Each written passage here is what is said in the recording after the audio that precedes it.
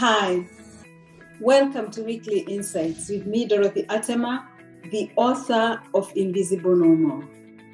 My problem was something deep within me, from my home, from my upbringing, and that was shocking. It was the pain of my grandmother. I was carrying the pain of my grandmother. May the Lord rest her soul in peace. She died in 2001 at age 104. How, you may ask?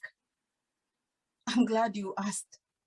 Long story short, I was born in Kiambu, in Kijabe. And when I was 6 years old, we moved to Kakamega in Zoya Scheme Musemwa sublocation.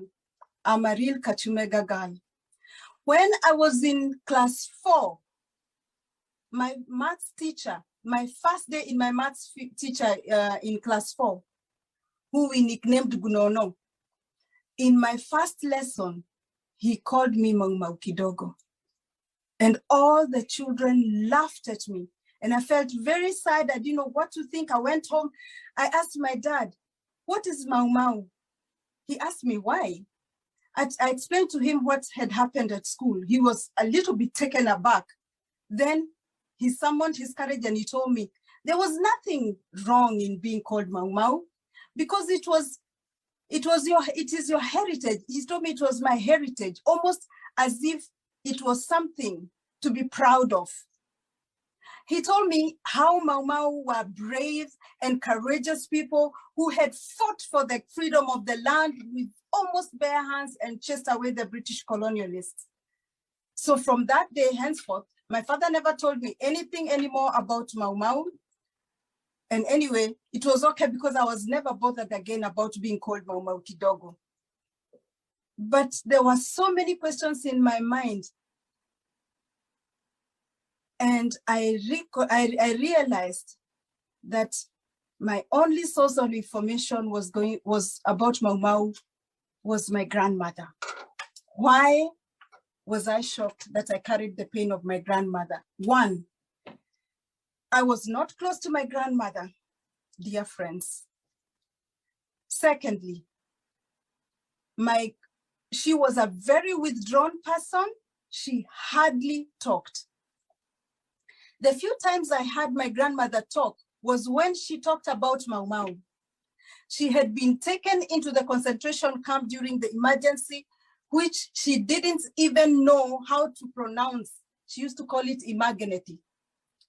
As a small child, I would stop all I was doing to listen to my grandmother when she would start talking about Mau Mau and imaginety. Friends, I honestly can tell you, I cannot remember one specific story, not even one. But the only thing I remember is the look on her face. Her face would twist with resentment, anger, hatred, and pain as she referred to the beberus, as she called the colonialists.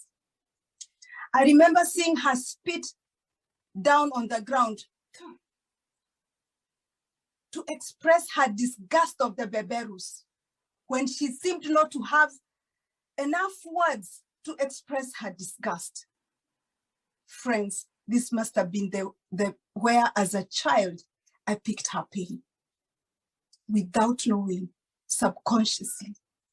And I wanted to be free of this pain now, yesterday, if possible. To go into my process of being completely set free from my grandmother's pain, because I was set free. That's why I tell my story, my grandmother's pain. And when I was set free, I was really set free. Everything turned into a lot of love for the Dutch people. Dutch people are married to a Dutchman. They are my people. His people are my people. I think Netherlands is the most heavenly, beautiful country in the whole world. I've been to many countries. I'm not just saying as a cliche. It's the most beautiful country in this world. Because the pain, I refused for that pain to block me from enjoying what God had blessed me with. Thank you for watching. Please hit the like button to show that you liked it. Don't forget to click on the subscribe button and hit on the notification key so that you get to be the first to know when we have a new release of the Weekly Insight.